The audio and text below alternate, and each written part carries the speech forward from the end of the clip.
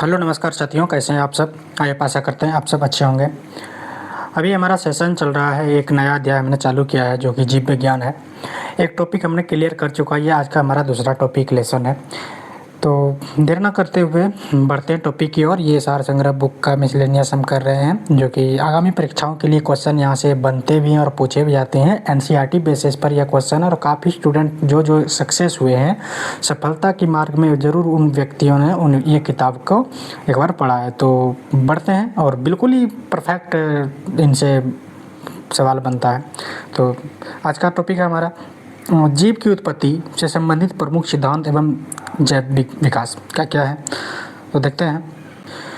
पहला लाइन है, जीव विकास के सर्वप्रथम किसने परिभाषित किया है। बोला जाता है एवोल्यूशन को सर्वप्रथम किसने परिभाषित किया है। जीन बैप्टिस्ट के लेमार्क ने, लेमार्क के द्वारा। यह लेमार्क का पूरा क्या नाम है, जीन बैप्टिस्ट डी लेमार्क है। ठीक है, हालांकि उतना याद रखना नहीं है, ये लेमार्क काफ़ी है। परीक्षाओं में ये भी पूछा जाता है, इतना बड़ा नाम कभी पूछा भी नहीं गया है। ठीक है, अगला है, वैज्ञानिक ने आधुनिक मनुष्य का अंतिम पूर्वज किसे माना है। क्रो-मैग्नन मानव को माना है। क्रो-मैग्नन मानव को हम लोग आधुनिक पूर्वज के मानव को अपना पूर्वज मानते हैं। ठीक है, लाइन है, वर्तमान प्रमाण के अनुसार पृथ्वी पर जीवन का उद्गम लगभग 2 अरब वर्ष पूर्व माना जाता है। किसके अनुसार, लेमार्क के अनुसार, क्योंकि जीवन की उत्पत्ति का सिद्धांत उन्हीं ने दिया है। किसके द्वारा दिया गया है, ये लेमार्क के द्वारा दिया गया है। उन्हीं ने बताता है कि जीवन का उद्गम लगभग पृथ्वी पर 2 अरब पूर्व वर्ष पहले हुआ है। ठीक है, विकासवाद का सिद्धांत किसके द्वारा प्रस्तावित किया गया है, वह चार्ल्स डार्विन के द्वारा किया गया है। चार्ल्स एवं डार्विन ने 2 थ्योरी दिए हैं। ये 2 अलग अलग व्यक्ति है, चार्ल्स एवं डार्विन। इन्होंने अलग अलग थ्योरी दिए हैं जिसमें बताया गया है कि जीवन की उत्पत्ति एवं ओव्यूलेशन, मतलब कोई भी जीव का, जैसे कोई कहीं का जीव कोई लंबा है, कहीं का व्यक्ति काला है या मोटा है, गोरा है, ये कारण क्या है, ये इसने परिवर्तनवाद में अपने ये सिद्धांत दिया है। इसमें इसका अगर पूछा जाएगा, ये इसने सर्वप्रथम किस जीव पर अपना ये एक्सपेरिमेंट किया था। इसने देखा था डार्विन नामक पिग, जो कि ऑस्ट्रेलिया में देखा था, और ये अपने लैब में ये चूहों पर इसने एक्सपेरिमेंट करके देखा था। ठीक है, हालांकि ये सिद्धांत हुआ गलत साबित हुआ, लेकिन चार्ल्स ने किया तो वो गलत साबित हुआ एवं डार्विन ने किया तो वह सत्य साबित हुआ है। अगला देखते हैं, उद विकास का मुख्य कारण क्या है। बोला जाता है उद विकास का मुख्य कारण क्या है, प्रकृति का वातावरण। अगर कोई भी व्यक्ति कहीं का काला है, जैसे अफ्रीका का लोग ब्लैक है, या तो जो कि अंग्रेज लोग जो कि वो गोरा है, हम लोग का इंडिया वाले का ग्रुप कुछ मिलता जुलता रंग है, तो ये क्या कारण, मुख्य कारण क्या है, प्रकृति का वातावरण के अनुसार हमारा ये ओव्यूलेशन, नेचुरल सिलेक्शन ऐसे ही होता है। ठीक है, अगला है, उद विकास का परिवर्तन सिद्धांत, म्यूटेशन थ्योरी ऑफ एवोल्यूशन किसके द्वारा प्रतिपादित किया गया है, या ह्यूगो डी व्रीज के द्वारा म्यूटेशन थ्योरी ऑफ एवोल्यूशन प्रस्तावित किया गया है। अगला देखते हैं, ऑर्कियोप्लेरिक्स जुरेसिक युग की जो सबसे प्राचीन पक्षी है, सरीसृप एवं पक्षी के वर्ग को कड़ी है। ठीक है, देखिए बोला जाता है कि जुरासिक युग में अगर जीवन की, जैसे मनुष्य का जो भ्रूण बनता है अपनी माता के पेट में, तो उनका भ्रूण पक्षी एवं सरीसृप का भ्रूण एक जैसा होता है। इसीलिए जुरासिक युग की सबसे प्राचीनतम पक्षी है, जो कि सरीसृप व पक्षी वर्ग की कड़ी को दर्शाता है, जीवन की उत्पत्ति को, जो वहाँ से बताया जाता है कि मानव की उत्पत्ति भी वहीं से होती है। अगला है, मैथन किस जीव का पूर्वज है। मैथन यह हाथी जीव का पूर्वज है। ठीक है, और पृथ्वी पर सबसे पहले किस जीव की उत्पत्ति हुई है। बोला जाता है पृथ्वी पर सबसे पहले नीलहरित शैवाल की उत्पत्ति माना जाता है। ठीक है, शीत ऋतु में पशुओं की प्रसूति काल को क्या कहते हैं। शीत ऋतु में, जैसे कि शीत ऋतु में पशुओं की प्रसूति काल को क्या कहते हैं, हाइबरनेशन के रूप में इसे जाना जाता है। ठीक है, अगला देखते हैं, किस जीव में स्नायु तंत्र तो होता है परंतु मस्तिष्क नहीं होता है। मतलब बोला जाता है कौन से जीव है जिसमें कि सब सिस्टम उनका होता है, न्यूरॉन भी होता है, बट उसका मस्तिष्क नहीं होता है। स्टारफिश, जिसे कि तारामीन के नाम से जाना जाता है, उसमें मस्तिष्क एब्सेंट रहता है। अगला देखते हैं, जीवाणु में किस प्रकार का राइबोसोम पाए जाते हैं? वह 70S पाए जाते हैं। एवं 80S राइबोसोम जो कि RER राइबोसोम कितने प्रकार के होते हैं? 2 प्रकार के होते हैं, ठीक है। SER एवं RER। RE रब इंडोप्लाज्मिक रेटिकुलम एवं SER स्मूथ प्लाज्मिक रेटिकुलम। देखिए जीवाणु में जो रहता है, शरीर तो मनुष्य का एवं कोई भी जीव का बॉडी रफ नहीं रहता, इसीलिए उसमें 70S राइबोसोम रहता है। जिसमें 80S राइबोसोम रहेगा वो होता है पादप जीवों में, जिसमें कि वह खुरदुरा एवं RER होता है, रफ इंडोप्लाज्मिक रेटिकुलम उसमें प्रेजेंट रहता है, और जीवाणुओं में वह एब्सेंट रहता है RER, ठीक है। अगला देखते हैं डायनासोर एवं सरीसृप। डायनासोर, सरीसृप, रेप्टाइल वर्ग किस वर्ग में आते हैं जिनका उदय मोनोजोइक युग में माना जाता है, ठीक है। डायनासोर जो कि सरीसृप वर्ग का एक जीव है। डायनासोर ऐसा कोई जीव नहीं था, वो सरीसृप जैसे सांप है, कछुआ है, रेंगने वाला जीव में उसे डायनासोर को उसी कैटेगरी में रेप्टाइल के ग्रुप में रखा जाता है। यह मेसोजोइक युग का एक जीव है, ठीक है। नील हरित शैवाल, अगला देखते हैं। नील हरित शैवाल है जो जीवाणु तथा कवक में लवण प्लास्टिड जो कि क्लोरोफिल बोलते हैं, ठीक है, प्लास्टिड नहीं पाए जाते हैं, बल्कि लोमिनी के आकार का कौन सी रचना पाई जाती है?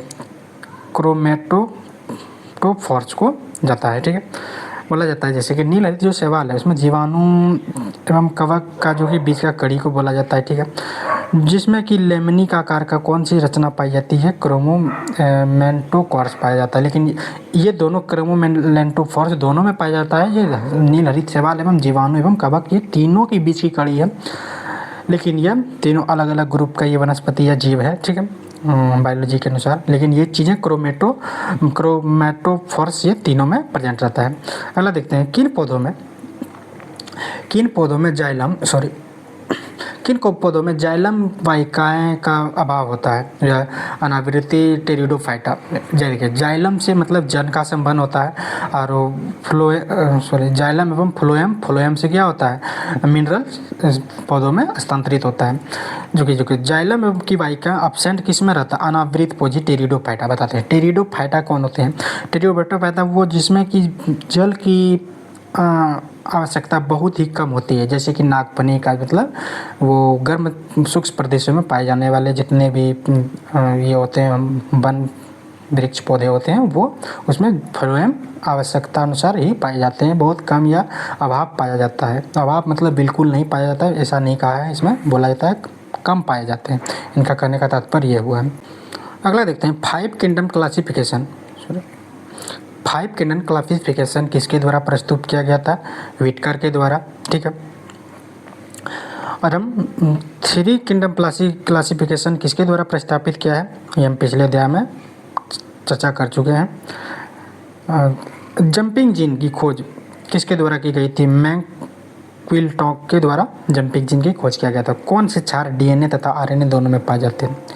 देखिए डीएनए और आरएनए में एडेनिन, गुआनिन तथा साइटोसिन तीनों में पाए जाते हैं, दोनों में पाए जाते हैं, एडेनिन, गुआनिन एवं साइटोसिन।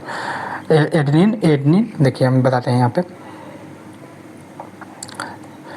एडेनिन, गुआनिन, साइटोसिन तीनों में पाया जाता है, ठीक है। एवं देखिए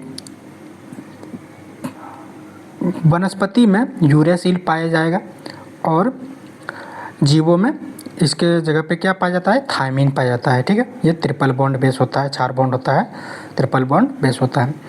तो इसी तरफ बताया गया है कि कौन सा क्षार डीएनए तथा आरएनए में दोनों में पाए जाते हैं? ये तीनों पाए जाते हैं, लेकिन अगर पूछा जाएगा नहीं पाए जाते तो एक में बोला जाएगा ये डीएनए किसमें प्रेजेंट रहता है? ये डीएनए में यूरासिल रहता है, और आरएनए में डीएनए में थायमिन रहता है, और यूरासिल किस में रहता है? ये आरएनए में प्रेजेंट रहता है। आगे देखते हैं ऐसे कौन से उड़ने वाले जीव हैं जो पक्षी वर्ग में नहीं आते हैं? चमगादड़ जो है मेमेलिया प्रजाति के हैं, जो कि अपने बच्चे को या जन्म देकर दूध पिलाते हैं, वह मेमेलिया वर्ग के जीव हैं, ठीक है। इसमें बात किया गया चमगादड़ जिसको बैट बोला जाता है, ठीक है, को उड़ने वाले कीट एवं क्षमता होते हैं, जो कि पक्षी के अंतर्गत नहीं शामिल किया जाता है, ठीक है, बल्कि इस स्तनपायी वर्ग में शामिल किया जाता है। किसको? चमगादड़ को। आगे देखते हैं वह समूह जिसके जंतु प्राय रात्रिचर होते हैं, मतलब कौन कौन जीव होते हैं कि रात्र नॉक्टोरल होते हैं? कौन होते हैं? मच्छर जो कि रात में जगते हैं, चमगादड़, उल्लू इत्यादि ये रात्रिचर जीव में आते हैं, ठीक है। आगे एक बॉक्स है, देखते हैं इसमें क्या महत्वपूर्ण टॉपिक एवं बातें हैं। कुछ साधारण नाम तथा उनके वैज्ञानिक नाम क्या क्या है। कोई भी जीव का क्या नाम है, साधारण नाम और उनका वैज्ञानिक नाम। हर चीज़ का एक वैज्ञानिक नाम, जिनकी वैज्ञानिक ने खोज किया उनका हर एक का वैज्ञानिक नाम है।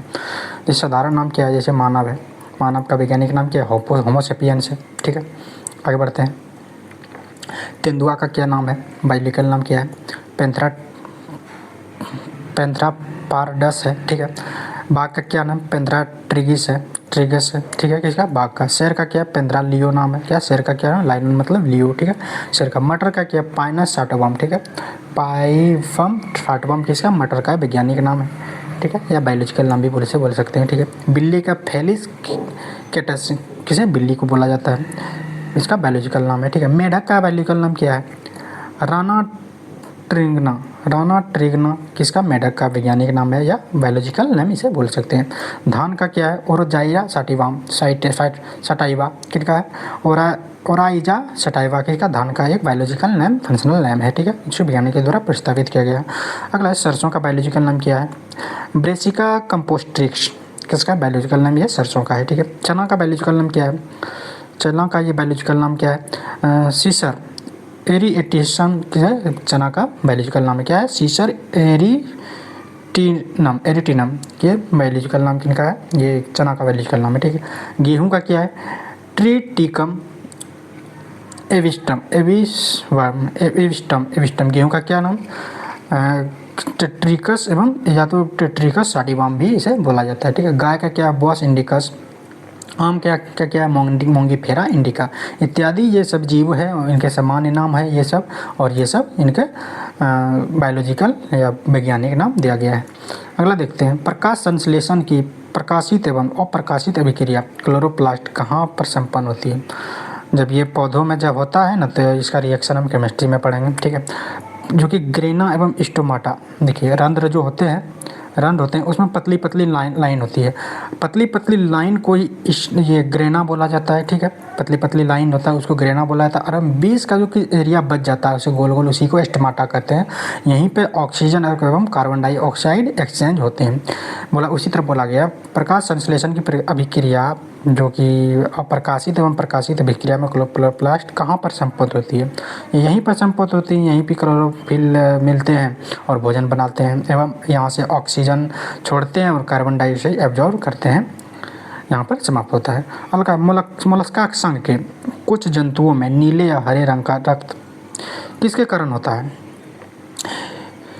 यह नीले एवं हरे रंग का ब्लड जो होता है मोलस्का के शरीर में, मोलस्का जीवों के शरीर में हीमोयासिन के कारण इसे मतलब ये पाया जाता है।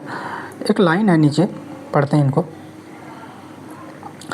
मानव हृदय का बायां निलय प्रकोष्ठ पूर्णतः ऑक्सीकृत रक्त से एवं महाधमनी संपूर्ण शरीर को भेजता है।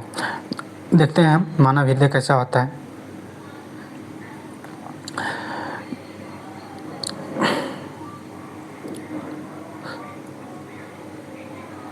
यह है मानव हृदय। ठीक है, ये हो गया राइट एट्रियम, ये हो गया लेफ्ट एट्रियम, ये राइट वेंट्रिकल, ये लेफ्ट वेंट्रिकल। ये जो होता है ना, यहीं से पल्मोनरी आर्टरी निकलता है। ठीक है, और यहाँ से पल्मोनरी वेन निकलता है। ठीक है, और यहाँ से सुपीरियर वेना कावा, यहाँ से इन्फीरियर वेना कावा एवं ये पोस्टीरियर वेना कावा जो कि पीछे से रहता है। यहाँ से जो बोला जाता है आउटा बोला जाता है। तो ये मानव शरीर का दायां निलय, ये आलिंद है, ये दोनों आलिंद है, ये दोनों निलय है। ठीक है, ये आलिंद है, ये दोनों आलिंद है एवं ये दोनों निलय है। तो इसी तरह बोला जाता है मानव शरीर में दायां निलय से, यहाँ पे मिस्टेक किया गया है, तो दायां निलय से हमेशा ऑक्सीकृत ब्लड निकलता है, एवं संपूर्ण शरीर को यही भेजता है। ठीक है, एवं कहाँ से रिसीव होता है, इसके थ्रू यहाँ पे लेफ्ट आर्टरी में यह रिसीव होता है। आगे देखते हैं, कवकों और उच्चतर पार्श्वों की जोड़ों में मध्य कौन सा कार्यात्मक सहचर्या है, मतलब फंक्शनल एसोसिएशन कौन पाया जाता है, या कवक मूल पाया जाता है। अगला यीस्ट जिसको खमीर बोला जाता है, मशरूम, किस प्रकार का यह जीव होते हैं या फफूंद होते हैं? ये कोई जीव नहीं होते हैं जो कि कवक के ग्रुप में से फंजाई ग्रुप में रखा जाता है। कपास में पाए जाने वाले प्रमुख घटक कौन से हैं? सेल्यूलोज। कपास में मुख्यतः कॉटन क्या होता है? सेल्यूलोज ही होता है। अगला है, लाइकन किससे निर्मित होता है? लाइकन कवकों और शैवालों से लाइकन निर्मित किया जाता है। ठीक है। अगला है, जीवन चक्र की दृष्टि से पौधों का सबसे महत्वपूर्ण अंग कौन सा है? वह पुष्प है। जीवन चक्र, कोई भी पौधे में पुष्प होगा तब ना उसमें जाके फल लगेगा, बीज होगा, तब नए नए पुष्प की मतलब नए पेड़ पौधे की उत्पत्ति होगा। इसीलिए मेन उत्पत्ति उसको फूलों को ही दिया जाता है। अगर फूल नहीं तो कुछ नहीं। ठीक है। क्लोरोफिल के निर्माण में कौन सा तत्व महत्वपूर्ण होता है? मैग्नीशियम पाया जाता है। हरी पत्तियों में क्या पाया जाता है? मैग्नीशियम। इसीलिए पालक की पत्तियां खाने से क्या प्राप्त होता है हमें? Iron, magnesium. इसीलिए इसमें मैग्नीशियम केवल दिया है, क्लोरोफिल में इसमें आयरन भी पूछ सकता है। अगर ऑप्शन में रहेगा तो बिल्कुल टिक करेंगे आयरन। ठीक है। अधिकांश कीट किसके द्वारा श्वसन करते हैं? वातांग एवं ट्रेकिया द्वारा श्वसन करते हैं। ट्रेकिया क्या होता है बताते हैं। ये हो गया माउथ। ठीक है। ये हो गया नेजल। पहले माउथ रहता है नीचे, मुझे नेजल रहता है। मानव में जैसे होता है, ये जो होता है ये नेजल ओरल कैविटी हो गया, ये नेजल कैविटी हो गया। ये हो गया ट्रेकिया। ठीक है। ट्रेकिया हो गया और ये हो गया फ्रेकिया, फेरिंग्स। ठीक है। ट्रेकिया, फिर फेरिंग्स, यहाँ से ये होता है ट्रेकिया, ये फेरिंग्स, फिर होता है लेरिंग्स, ये वाला क्षेत्र लेरिंग्स हो गया। ये हो गया ब्रोंकोस हो गया। ठीक है। और तब जाके ये फेफड़ा का निर्माण होता है। तो ये हो गया, इसमें अंदर में जाता है ब्रोंकोल्स, ब्रोंकी इत्यादि। ये बायोलॉजी अगर हम रेस्पिरेशन दिया होगा तो उसमें बिल्कुल पढ़ेंगे। तो अभी इतना के लिए जानकारी हम करते हैं। ठीक है। अधिकतर जीव जो होते हैं ना वो ट्रेकिया द्वारा ही सांस लेते हैं। आगे देखते हैं, इसमें है कुनैन आवृतबीजी पादप का उदाहरण है जो सिनकोना नामक पेड़ से छाल से प्राप्त किया जाता है। यह मलेरिया उपचार के लिए बहुत ही कारगर दवाई होता है। क्या? कुनैन, जो कि अनावृत जीवी पौधे से प्राप्त होता है। अनावृत कौन होता है? जो कि जिसमें कि वह जीव, वो अनावृत वो पौधे होते हैं जिसमें कि बीज नहीं होते हैं, या तो उनका टहनी लगता है या तो पत्ते जन्म लेते हैं, उसे अनावृत जीव जाना जाता है। आगे देखते हैं, सेब में पाए जाने वाले सबसे लाल रंग क्या कारण होता है? एंथोसाइनिन जाना जाता है। ठीक है। एंथोसाइनिन, इनमें हम देखेंगे टमाटर में लाइकोपिन के कारण टमाटर लाल होता है। और पूछा जाएगा कि गाजर किसके कारण होता है ऑरेंज कलर का? वो तो होगा कैरोटीन के कारण होगा। आगे हम बढ़ते जाएंगे और एक एक चीज़ सीखते जाएंगे। शहतूत के फल का वैज्ञानिक नाम क्या है? सोरोसिस शहतूत के फल को इसी का बोला जाता है। इसमें बीज तो होता है पर छिलका नहीं होता है, ये शहतूत को बोला जाता है। सर्पों की विष ग्रंथियाँ किस अंग के समान है? कशेरुकी प्राणियों की लार ग्रंथियों, जैसे सांप जो विष निकलता है ना, उनका लार जो होता है वही विष होता है सांपों का विष ग्रंथि। ठीक है।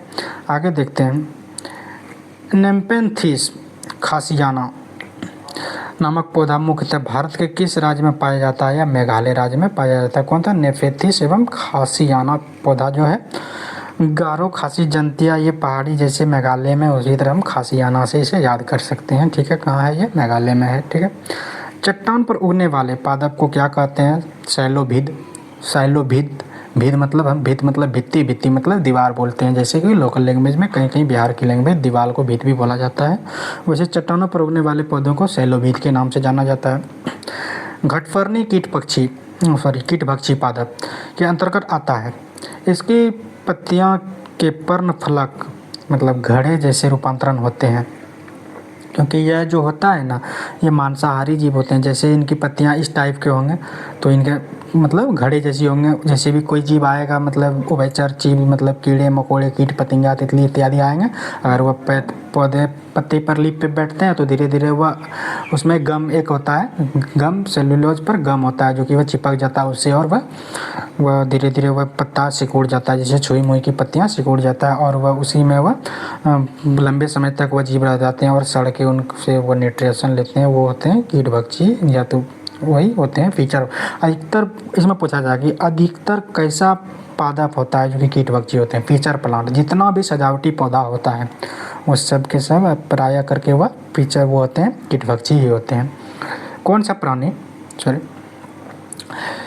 सा प्राणी अपनी आंत में जल का संग्रह करते हैं? यह ऊँट होता है। आपको पता होगा कि ऊँट लंबे समय तक पानी नहीं पीता है। कारण क्या है कि उनका जो आंत में वाटर एब्जॉर्प्शन का उसका जगह रहता है, ठीक है। सबसे बड़ा अकशेरुकी दंड क्या होता है? कोलोसल स्क्विड्स है सबसे बड़ा कशेरुक दंड। अगर जब हम हड्डी के बारे में पढ़ेंगे तो उनमें हम ज़रूर पढ़ेंगे, ठीक है। आप हमारे साथ बने रहेंगे तो बिल्कुल ही आप एक ना एक चीज़ सीखते रहेंगे। और मैं बायोलॉजी का ही स्टूडेंट हूँ और कोशिश करूँगा कि जितना डीपली मैं जा सकता हूँ उतना ज़रूर बताऊँगा, ठीक है। और आगे देखते हैं, लीचियों के फलों को किस शाखा के अंतर्गत रखा जाता है? एक बीजपत्री। अब बोला जाएगा धान कैसा बीजपत्री? एक बीजपत्री। मक्का कैसा? एक बीजपत्री है। गेहूँ कैसा? एक बीजपत्री है। द्विबीजपत्री में किसे हो गया? जैसे दाल, जैसे कोई भी बीज को जैसे अगर वह गीला रहता है तो उसको आप कभी हाथ से ऐसे मसल के देखिएगा, उसमें 2 बीज अलग अलग पत्र टाइप के निकलेंगे। उसी तरह लीची एक बीजपत्री, आम द्विबीजपत्री है, ठीक है। अगला है हल्दी पौधों के तने से प्राप्त होता है तथा खाने वाले भाग हिस्सा को क्या कहते हैं? प्रकंद कहते हैं। हल्दी जो कि पौधे के तने से प्राप्त होता है, आप जड़ मत बोलिएगा। हल्दी जो ये तना है और खाने का हिस्सा कौन सा है? प्रकंद है, उसका जड़ अलग होता है, ठीक है। लाल मिर्च किसकी उपस्थिति के कारण तीखी होती है? यह कैप्सेसिन के कारण यह लाल मिर्च तीखी होती है। अगर पूछा जाएगा कि लाइकोप्रोटीन किस में रहता है? लाइकोप्रोटीन किस में रहता है? हरी मिर्च में। और हरी मिर्च खाने से क्या होता है? शरीर के दाब धब्बे एवं विटामिन सी का भी ऑब्जर्प्शन वो पूरा करते हैं शरीर में, अगर हरा मिर्च आप उपयोग करते हैं तो, ठीक है। अगला है सबसे बड़ा स्तनपायी जीव कौन सा होते हैं? व्हेल की अगर हम बात करें संसार की सबसे बड़ी, इनका अगर सबसे बड़ा बाह्यतम रूप देखा जाता है, सबसे बड़ा रूप, तो ये लगभग 200-250 टन तक इनका एक व्हेल का वजन रहता है, ठीक है। रेशम का कीड़ा अपने जीवन काल में किस अवस्था में वाणिज्यिक तंतु का उत्पादन करते हैं? प्यूपोसा अवस्था में, ठीक है। जैसे कोई रेशम कीड़ा होता है, वह जब अंडा देता है पत्तियों पर, तो उन्हीं के अंडे में एक गम टाइप का रहता है, जिससे कि आप देखते होंगे कभी शॉर्ट वीडियो सब में देखने के लिए मिला होगा, तो आप उसमें देखते होंगे कि वो एक गर्म पानी में देता है तो लार टाइप का छूटते जाता है और एक रस्सी नुमा धागा नुमा जो है तैयार होते जाता है, वही है, ठीक। गर्म रुधिर वाले वार्म ब्लडेड कि समतापी जंतु के शरीर में तापमान कितना होता है? वह सदैव एक समान होता है। गर्म जीव वाले जो जितने भी जीव होते हैं वह उनका जो शरीर का तापमान होते हैं हमेशा वह एक समान होते हैं। जैसे कि आदमी का कितना है 37.6 सेल्सियस है। जैसे गर्म जीव के कौन कौन होते हैं? जैसे कि मटन खाते हैं जो आप ना, तो वो बहुत ही हानिकारक है ब्लड प्रेशर वालों के लिए। इसीलिए बोला जाता है कि वो ब्लड प्रेशर वालों, डायबिटीज़ वालों को इत्यादि को उनको गर्म मीट या तो बीफ, बड़े जानवरों का मीट नहीं दिया जाता है। तो बड़े जानवरों में जैसे गाय हो गया, भैंसा हो गया इत्यादि हो गए, बकरा हो गया इत्यादियों का जो होता है ना रुधिर वाले होते हैं, गर्मी बर्दाश्त नहीं कर पाते। इनका शरीर का तापमान समतापी मतलब सदा समान रहता है।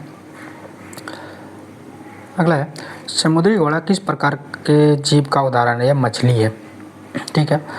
देखिए जितने भी फिश लगा रहेगा, dog fish, star fish, jelly fish, monkey fish, जो भी लगा रहेगा तो वो फिश नहीं है। केवल कौन फिश है? एक डॉग फिश एक फिश है, बाकी जिसके नाम के पीछे फिश लगा रहेगा वो फिश नहीं है। उसी तरह बताया था समुद्री घोड़ा किस प्रकार का जीव है? एक मछली है, ठीक है।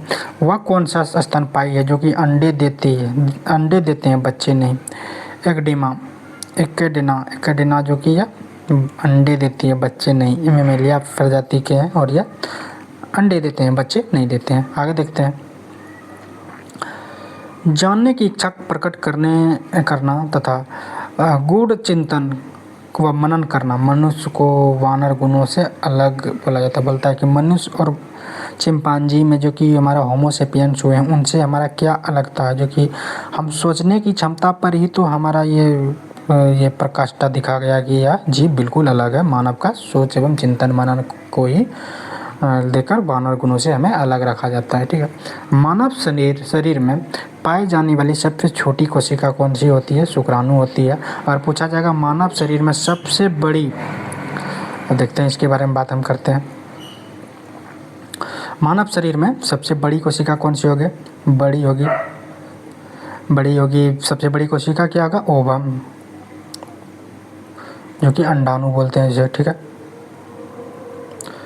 एवं बोलेगा सबसे छोटी तो वो होगा शुक्राणु, एवं सबसे लंबी कोशिका होगा वो कौन होगा?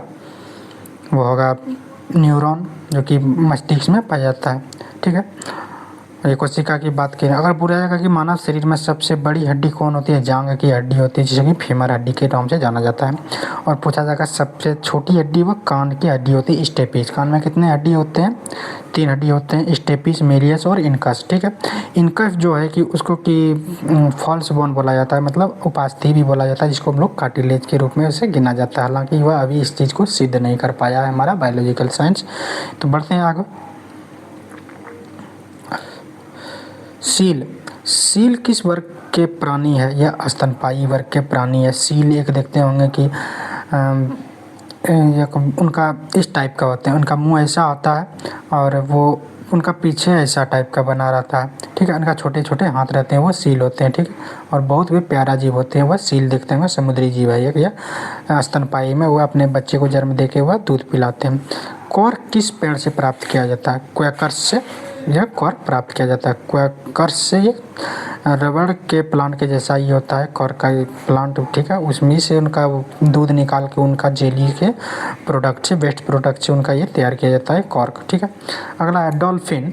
डॉल्फिन किस वर्ग के अंतर्गत आते हैं? स्तनपायी के अंतर्गत आते हैं। डॉल्फिन फिश जो होता है ना, मानव अगर बोला जाता है मानव के बाद सबसे समझदार जीव अगर कोई है तो वह डॉल्फिन है। डॉल्फिन अपने बच्चे को जन्म देकर वह दूध पिलाती है। ठीक, और वह स्तनपायी है। ठीक है, अगला है अफीम, मॉर्फिन, गांजा जो होता है पोस्ते के पौधे से, अधपके फल से प्राप्त किया जाता है। पोस्ता का पौधा होता है उसी से प्राप्त किया जाता है। गन्ने के रोपण में उसके किस भाग का प्रयोग किया जाता है? तना। गन्ना का जितना भी होता है, गन्ना होता है गांठ जैसे जहाँ जहाँ पर रहता है वहाँ पर, उसी के जगह पर से वहाँ से नए पौधों की उत्पत्ति होता है। तो इसीलिए गन्ना के पौधों में प्रयोग किया जाने वाला भाग क्या है? तना है।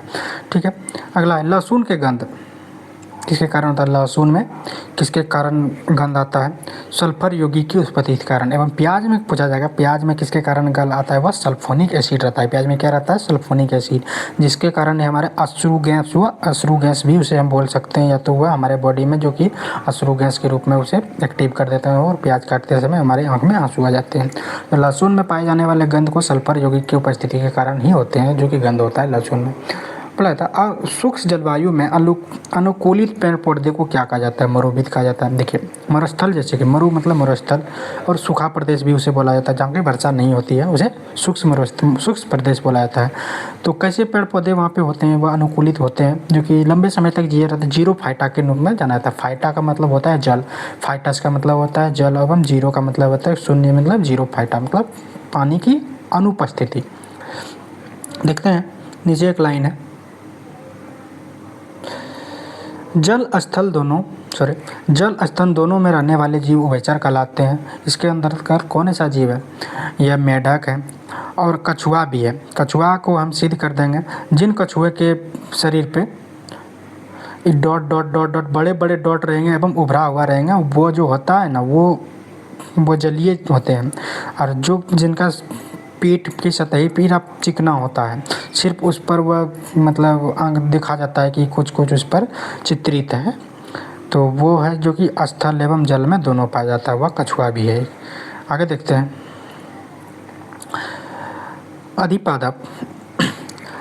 अधिपादप अन्य पौधों पर क्यों निर्भर रहते हैं? यांत्रिक सहारे के लिए। अधिपादप जो रहते हैं इक्योफाइट जो रहते हैं, मतलब इसको बोला जाता है क्या, जैसे अमरबेल या तो कोई भी एक जीव ऐसा पौधा आप देखते होंगे जो कि उसको क्या बोला जाता है?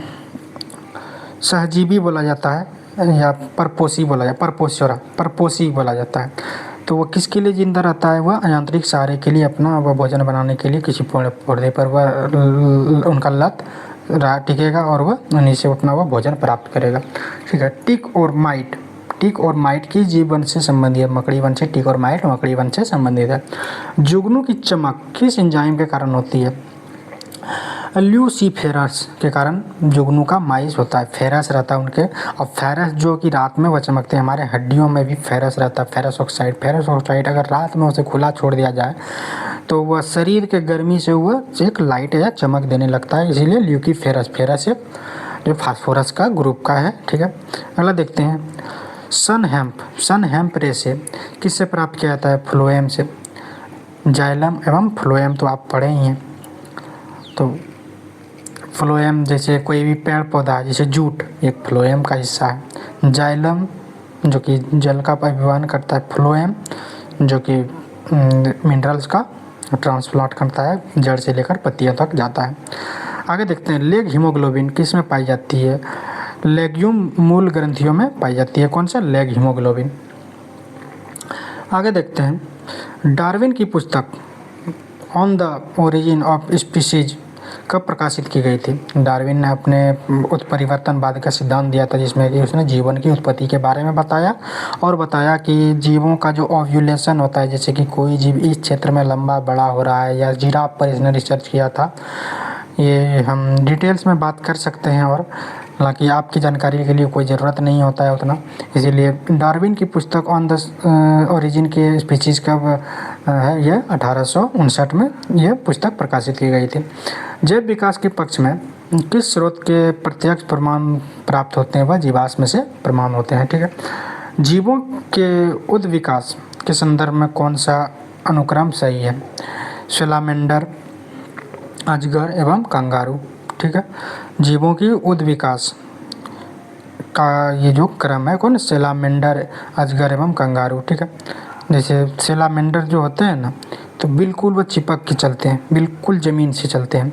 और अजगर जो थोड़ा सा वो ज़मीन से उठ के भी चलते हैं, कभी मुंडी अपना ऊपर करते हैं या कभी नीचे करते हैं। एवं कंगारू कूद कूद के चलते हैं। ठीक है। उसी तरह है,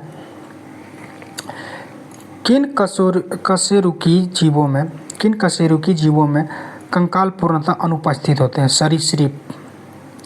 कंकाल जो होता है अनुपस्थित होते हैं। सरीसृप में कौन कौन आते हैं? केचुआ हो गया, रिंग वाम हो गया, टेनिया हर्माफ्रोडाइट एनिमल है, एनली हर्माफ्रोडाइट एनिमल जिसमें कि हड्डी कंकाल नहीं रहता है।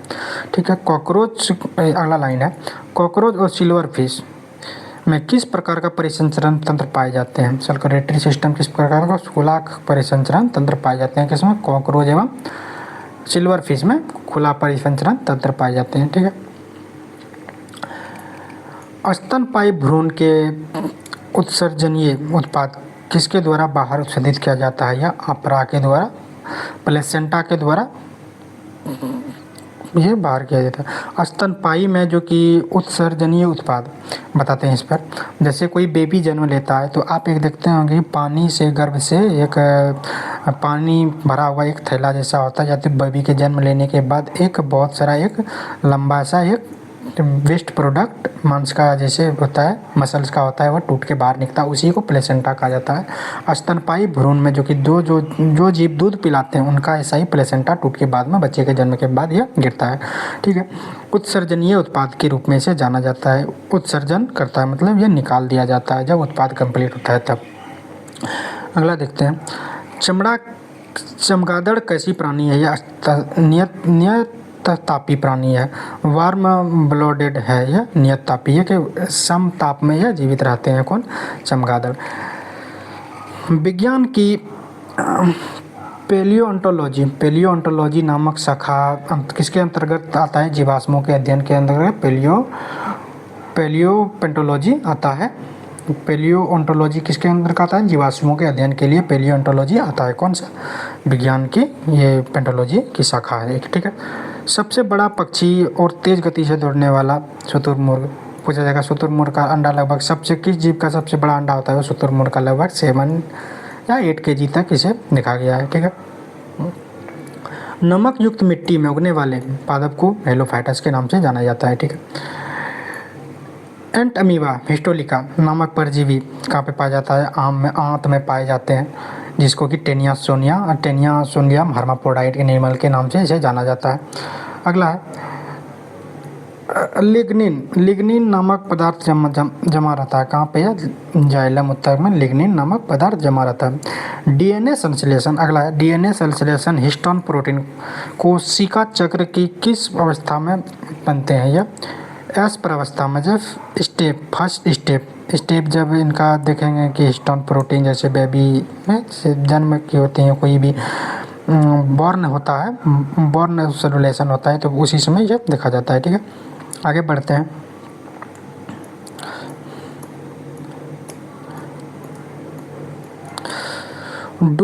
डूबने से हुई मृत्यु का पता लगाने के लिए किस जीव का महत्व है?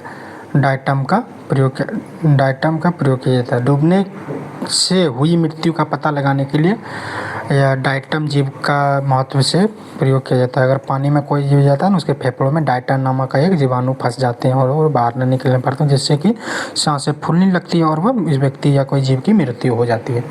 पपीते का पीला भाग किस कारण होता है? पीला भाग जो होता है ना, कैरिकोजैंथिल की उपस्थिति के कारण होता है एवं कैरोटीन के कारण गाजर का ऑरेंज रंग होता है। ठीक है, अगला देखते हैं। पौधे के किस भाग से हल्दी प्राप्त होता है? तना से। खाने वाला भाग कौन सा होता है? प्रकंद होता है। कील शैवाल में आयोडीन का निर्माण होता है। लेमिनेरिया नामक शैवाल से यह आयोडीन का, जैसे भूरी रंग का शैवाल होता है, उससे आयोडीन प्राप्त किया जाता है। वे जीवाणु जो वायुमंडल में नाइट्रोजन को नाइट्रोजन के यौगिक में परिवर्तन करते हैं, नाइट्रोजन के यौगिक में परिवर्तन करते हैं, वो क्या कहलाते हैं? नाइट्रोजन स्थिरीकरण जीवाणु। ठीक है, अगला देखते हैं। अधिक नमक वाले अचार में जीवाणु जीवित क्यों नहीं रह पाते हैं? क्योंकि वह जीव द्रव संकुचित होकर और वो मर जाते हैं। ठीक है, अगला है कवक कोशिकाओं में संचित होने वाला खाद्य पदार्थ कौन सा है? ग्लाइकोजन होता है। ठीक है, कवक कोशिका में ग्लाइकोजन एक स्टोर फैट रखता हुआ ग्लाइकोजन से वह ऊर्जा प्रदान करते हैं। तालाबों और कुओं में किस प्रकार के जंतु को छोड़ने से मच्छरों का नियंत्रण होता है? गेबूसिया फिस्को या मच्छरों का लार्वा खा जाते हैं और वह मच्छरों का आतंक कम हो जाता है। अगला देखते हैं। बिस्फेनॉल खाद्य संवेष्टि सामग्री के विकास के लिए किसका प्रयोग में लाए जाने वाला एक सामग्री? बिस्फेनॉल क्या है? बिस्फेनॉल है खाद्य संवेदना सामग्री में विकास में प्रयोग में लाने वाले एक रसायन है। ठीक है, मृदा के प्रयोग के बिना केवल खनिज युक्त सहायता से पौधे उगने की विधि को हाइड्रोपोनिक्स कहा जाता है। हाइड्रोपोनिक खेती किसे कहा जाता है? जिसमें कि मिट्टी का अनुपस्थिति के कारण वह केवल पानी में ही उगाया जाता है। प्रतिजैविक मुक्तक किससे प्राप्त किए जाते हैं? जीवाणुओं से। प्रतिजैविक मतलब एंटीबायोटिक किससे? जीवाणुओं से प्राप्त किया जाता है। अगला है यीस्ट कोशिका में कौन सा मुक्तक विकर उपस्थित होता है? वह जाइलम होता है। ठीक है, अगला है जब एक ही जीन दो या दो से अधिक जीन में के लक्षण को एक साथ नियंत्रित करता है तो उसे क्या कहते हैं? बहुप्रभावी का नियम कहा जाता है। ठीक है, क्यूनिन अथवा कुनेन किसकी छाल से? सिंकोना की छाल से प्राप्त होते हैं। मेंडल के वंशागणित नियमों का यह सिद्धांत दिया था, किसने? मेंडल में गार्डन पी मतलब मटर पे या मेंडल में अपना प्रयोग किया था। ठीक है, ग्रेगर जॉन मेंडल ने 1822 से 1884 में अनुवांशिकी के जनक के रूप में इसे जाना जाता है। ठीक है, सूखा सहिष्णुता से संबंधित हार्मोन एब्सिटिक अम्ल होता है। ठीक है, सूखा सहिष्णुता से संबंधित हार्मोन होता है कौन सा? एब्सिटिक अम्ल होता है। ठीक है, अधिकांश एंजाइम किस ताप पर सर्वाधिक सक्रिय होते हैं? या 20 से 35 डिग्री सेल्सियस पर अधिकांश एंजाइम सक्रिय होते हैं। नीचे एक लाइन है, देखते हैं। सीप, घेगा, स्क्विड्स, कौड़ी, ऑक्टोपस, जेलीफिश इत्यादि मोलस्का संघ के जीव ये प्रमुख जीव हैं। तो वीडियो कैसा लगा है? वीडियो अगर अच्छा लगा है तो लाइक शेयर सब्सक्राइब जरूर करें। मिलते हैं अगले वीडियो में, तब तक के लिए धन्यवाद।